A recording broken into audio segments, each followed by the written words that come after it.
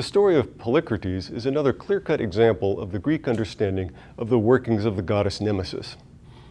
Herodotus tells the story of the successful military campaigns of Polycrates, the Greek ruler of the island of Samos off the coast of Asia Minor.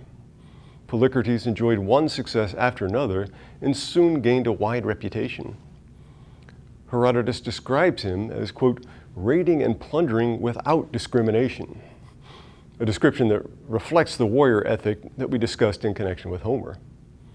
The goal is simply conquest, and there's no distinction made between friend or foe. Or put differently, no one is a friend if one has the power to conquer them. Polycrates enters into a treaty of friendship with the Egyptian king Amasis. Noting Polycrates' continued good fortune, Amasis becomes worried.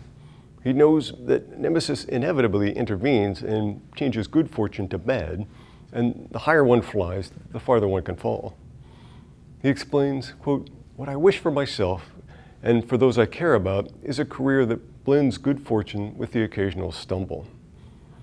Better to go through life experiencing bad as well as good luck than to know nothing but success.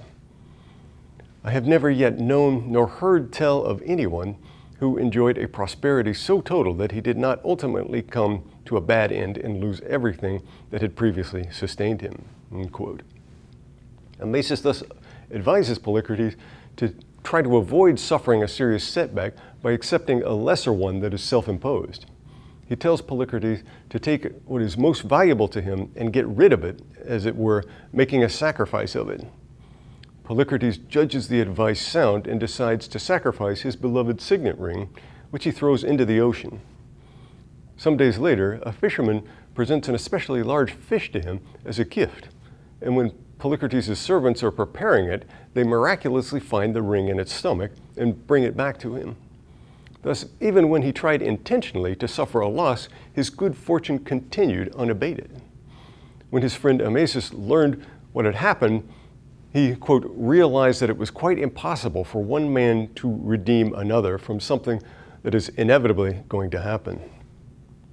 This is the same motif that we saw in the previous story when King Croesus was unable to prevent the death of his son by taking precautionary measures. Amasis knew that things would not end well with Polycrates, and he immediately dissolved their pact of friendship.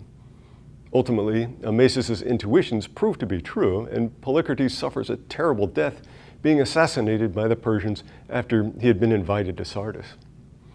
Here again, we can see the inevitable workings of Nemesis. Herodotus' frequent use of this motif makes it clear that for him, this is a real feature of history. This might be regarded as a mythological element of his work that deviates from a genuine scholarly account. But given the mechanical nature of Nemesis, this is not necessarily the whole story. If we regard Nemesis as a principle or concept and not a goddess, then it could be plausibly understood as a form of reason or logos that operates in history, and thus identifying it has some explanatory power.